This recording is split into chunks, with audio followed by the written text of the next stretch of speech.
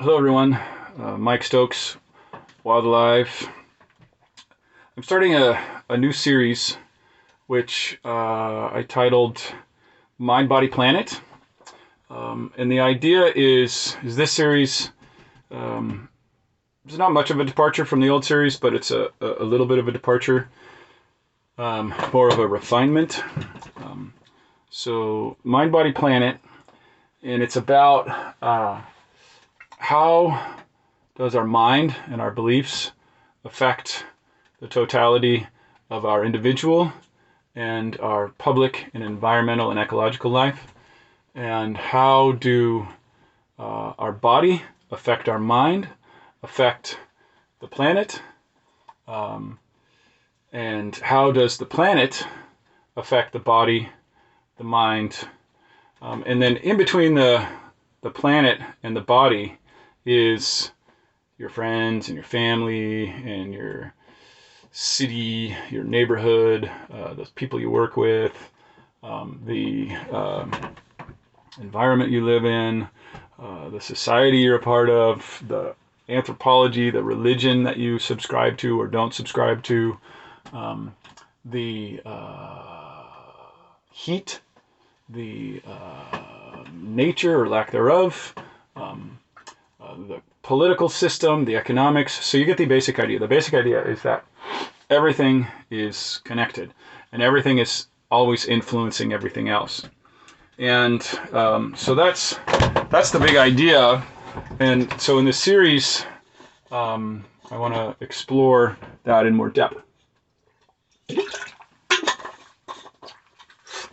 And I hope the few people that watch this, there's not very many of you, but that's okay because I'm not going for numbers, I'm going for depth. And I'm hoping that I can connect with some of you at a deeper level that has you inquire into how you make decisions, how you treat your body, how you treat the planet, et cetera, et cetera, et cetera, and try to come from a more of a wisdom-based approach, more of a Socratic, for lack of a better term, approach, more of a approach where we ask good questions. There's a wonderful saying that you can judge a person by their questions, by the quality of their questions, rather than by the quality of their answers. So I guess where I want to start is, again, I'm always in the sauna, and I don't really like this venue for making videos. I think it's a really boring video. I'd much rather be watching drone shots and interesting activities and things like that, or be all in a nice natural environment and all gussied up and in a, in a pre-made uniform for giving talks. But like I've said in the past, I do my absolute best thinking in the sauna. Sometimes I do really good thinking while exercising outdoors alone in nature. I do good thinking there too, but it's much more difficult to video when you're doing that. And then I also do good thinking during longer meditations or longer cardios where I'm on my own. So that's an example of an environmental mental connection. So that would be sort of leaning into the outside world and how it's affecting my mind. In a lot of ways, I'm still dependent upon the grid. So my seeking clarity has a myriad of effects out in the world when I purchase power from PG&E. And I'm trying to mitigate that as best as I can. We have Sonoma Clean Power, in which it is helpful, in which the source of the energy is from geothermal and other renewable sources. But the point is that this environment creates good thinking for me. And it's noticeable. When I don't do the sauna, my thinking gets muddled and cloudy. The other thing I guess I want to say is that so the intention of this episode is to introduce you to the idea of interconnectedness of mind-body planet, so that it's not, so, it's, we've all, we all know mind-body connection, body-mind connection. And I do believe that most of us pay lip service to that. We just say, oh yeah, there's a mind-body connection, and then we don't really acknowledge how they're continually impacting one another, and how your body could shut down your thinking completely. We all seem to think that when we're awake, we're somehow equally competent to think about things, which is just entirely false. If you look at any studies of people in their decision-making process, and their analytical abilities, and cognitive abilities, and the ability to get the right answer, studies have shown again and again and again that you're always in a different place, So I suppose the next thing, so how can I help you? I wish I knew more questions. I guess I'm just going to say that. I just hope that one of the 3 people or 5 people that might have listened to a little bit of this, or listened to this much, will just write me a question. Just let's have an inquiry. Because that's really what I'm trying to talk about, is the power of inquiry. And I think it's really critical, that quote that I gave, that you can tell someone by the character of someone by the quality of their questions rather than by the quality of their answers. So it's very critical that I say quality, because you can ask all kinds of questions that bring up misleading directions. And there's always 2 sides.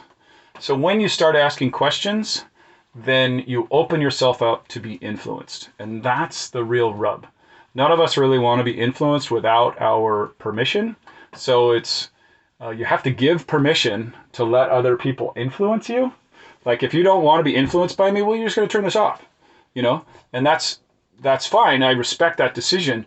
But the point I'm trying to make is that you will never be influenced by anyone, by any question, unless you decide to give them some sort of authority. Now, a lot of people do this and do it unconsciously. You give your father authority, or you give the president authority, or you give the CDC authority, or you give,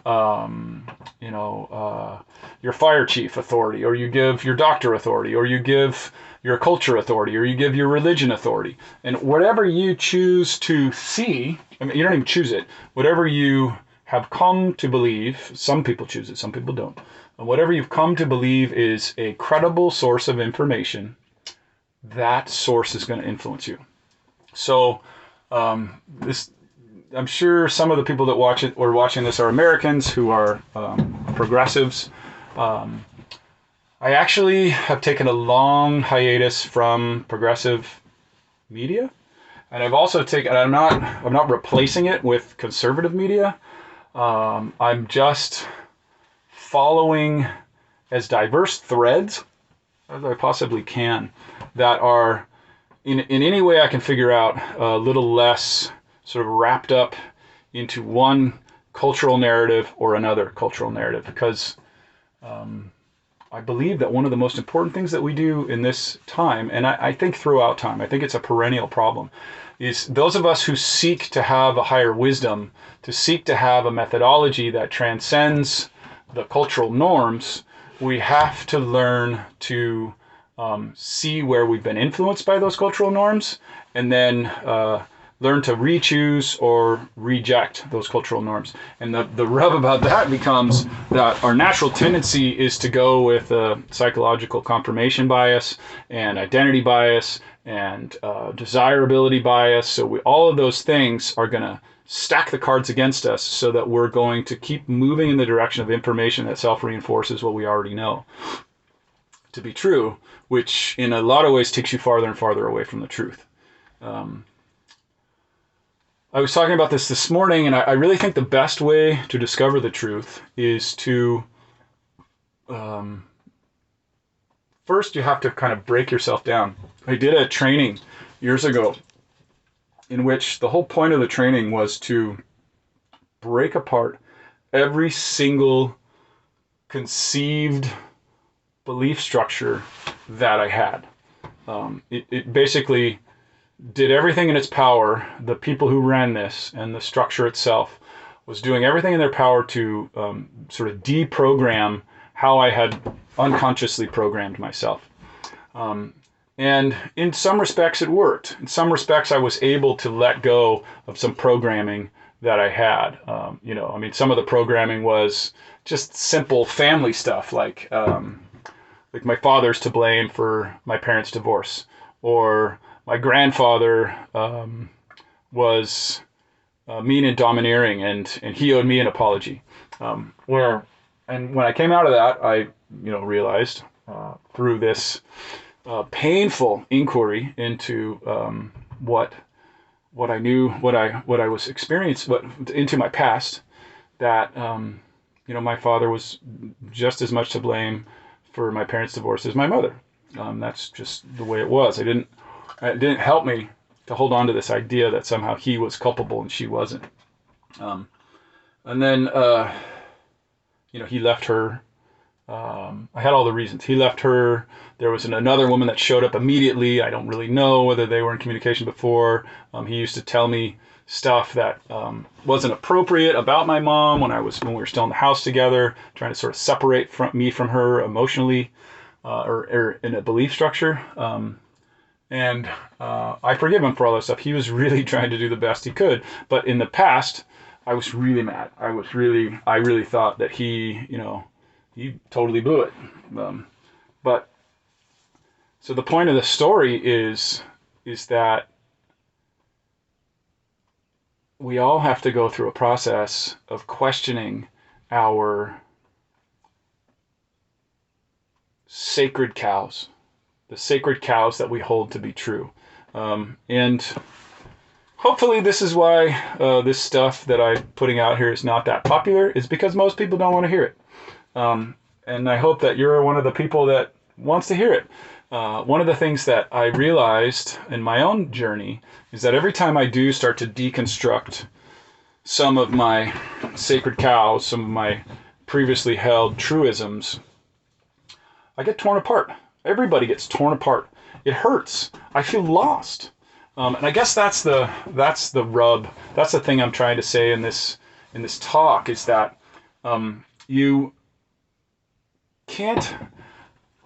Some people don't care, but for those of us who care about getting to find the highest level of truth that we can find as a flawed individual who absolutely can't know everything, the best way that you can do that is not just align yourself with experts, because every expert has his or her biases too, and every expert goes through a process in which their first discoveries are statistically accurate, and then their second, third, and fourth discoveries and interpretations of those discoveries become less and less accurate as their human nature takes over and they have more and more invested in their ideas. So the more you have invested in your ideas, the less likely you are to be accurate.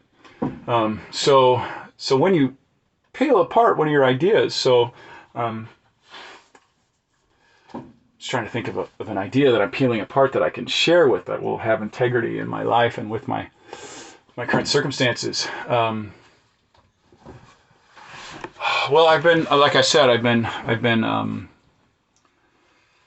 I used to be 100% aligned with the liberal progressive narrative. Now, I'm still aligned with that, and my values haven't changed. I'm just no longer following the emotional narrative. So I guess that's another thing that is really critical to understand, is that everything is an emotional narrative. There's no such thing as a rational narrative. Now, some narratives are more rational than others, but every narrative has an emotional component. So how to peel that apart and find the nuggets of truth, no matter whether they're contrary to your emotional narrative, is the big challenge. And so how I've been working on doing that is, I think the first thing that I've done, and I think we all need to do, is we need to think about and get in touch with our deepest confidence in ourselves. If you're in touch with that, and you feel truly confident in your process, in your place in the world, in your I don't want to say your place in the world, but in your internal process of how you navigate life, and you're willing to update that and refine that, and then ultimately what your core values are. If you really are clear on your core values and what you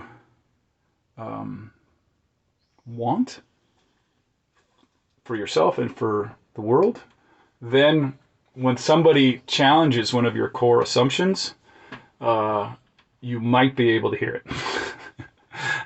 But probably not at first. So you have to be, first, you've got to name that what you're doing now is you're working through challenging core assumptions. I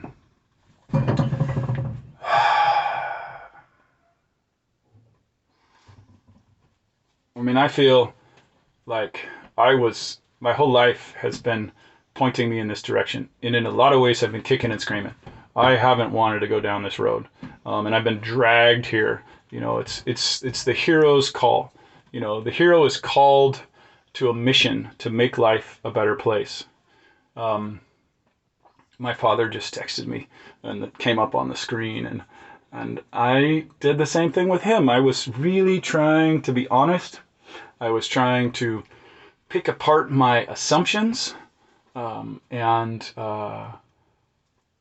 come from a place in which I'm humble in my interpretations of what's the conclusions that I'm drawing, and yet very confident in my path and how I'm moving forward and how I'm growing and how I'm evolving. So I guess that's maybe the core of the nugget that I'm trying to get to, is that you have to be confident in your process, in your journey.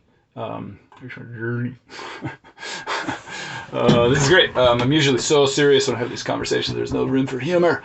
Even if I'm not funny, it's good that I can just be okay with it. So yeah, I think I'm an extrovert. So I'm sure for most people this is just too annoying.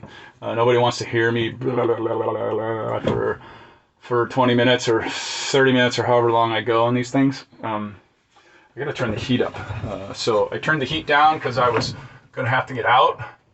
And now I gotta turn it up because I'm starting to lose the cleansingness of the heat. So what the heat does for me is it helps me break through sort of the just not in my body kind of rationalizing. It literally breaks up my comfort zone. So that's why I get in here. So back to this idea of mind, body, planet. So I'm pretty much in the mental sphere right now. And the mental sphere being our belief structures. But our belief structures are affected by our body, how our body feels. If you've ever studied anything about Vipassana meditation, the assertion in Vipassana meditation, in I'm not sure all styles, but in the styles that I was exposed to and trained in, is that your body is feeling sensations all the time, and that when you have an emotionally uncomfortable thing happen to you, your body like sort of gives you a squirt of something uncomfortable, and you unconsciously, you can't even feel it, you unconsciously recoil and don't want that to happen and try to make it go away. So the body sort of self-reinforcing itself, and there's all kinds of study that back up the self-reinforcing nature of identity. And I think it's really important to acknowledge the importance of your identity. I just want to say again that I know my style is all over the place, and I drop a thread and then I pick up another thread. And maybe later on in my career I'll hire an editor and be able to cut all that stuff out. But for now, this is about what I'm able to put out there. Not I'm able. This is what I'm willing to put out there, given the other commitments that I have in life. So what I was saying is, I think it's important to acknowledge the power of the identity. Humans are the most successful species on planet Earth because of our brain, because of our hands, because of all that stuff. But in a large way, it's because of our emotional character. Our emotional character self-reinforces, and so it creates a consistency that we can then pair up with other people and make a life. And we're able to sort of adapt to new environments while still holding this sense of identity. So it's very, I'm questioning that at the moment. I was going to try to prove how that thought was right, but this is, I think, very important.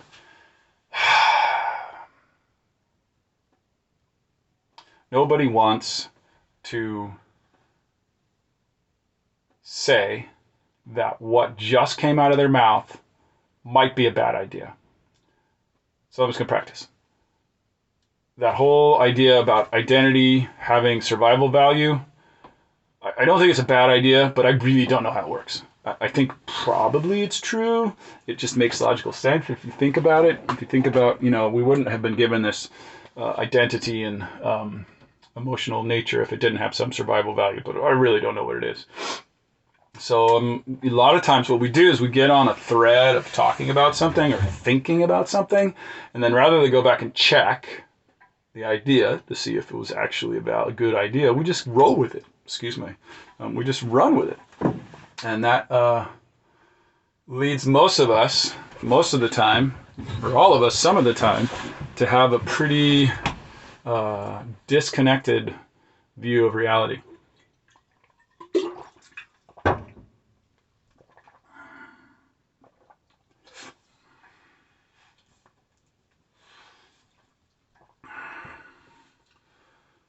So in terms of the mind, body, planet idea, my mission is to be a force that helps transform the main culture of the planet, the dominant culture of planet Earth, into one that worships nature, into one that sees nature and biodiversity and all living things as a sacred partner in this experiment, this 3 billion year old experiment called life on Earth, or however old it is.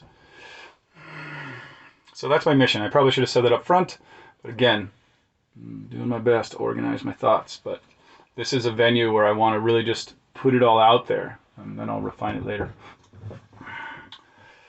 So that's my mission, and I hope that if you're not aligned with that mission, that somehow we can get on the same page about that.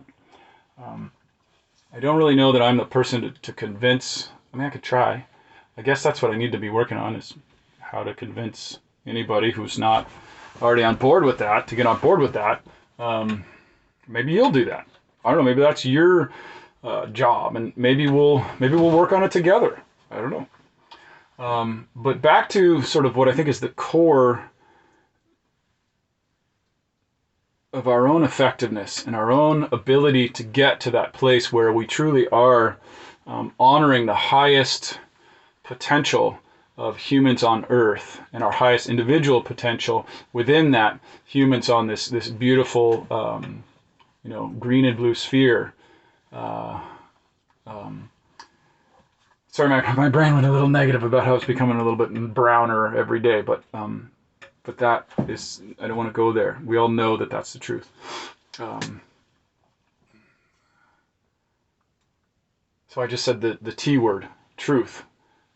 So if you look at satellite images, we can hopefully agree that the Earth is becoming browner. We're losing more of our wild places. We're losing more of our biodiversity. If you don't believe that, then you're probably not listening.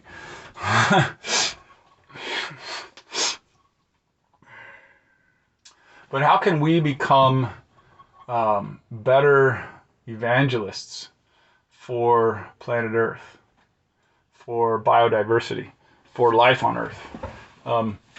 If you think about it, Christianity took over a huge percentage of the global population, and so did Islam, and so has Buddhism. So all of these movements had their evangelicals and their people that were pushing this idea. And this idea of creating a new culture that is or helping to transform the culture into one that really sees nature in and of itself as sacred as human life, that's really what needs to change. What needs to change is we need to stop seeing human life up here and nature down here. They need to be the same. And that's a cultural shift. It's not a truth shift. People are so focused these days on technical solutions. The vaccine for COVID, the solar panels, the carbon machines that are going to suck carbon out of the air. All of that stuff, all valid. All need to be worked through and figured out and applied appropriately. But there's a reason that wisdom councils are sort of a perennial function of more ancient societies. People that have seen more and have gone through more rites of initiation and who have questioned more and who have let go of more of their identity and their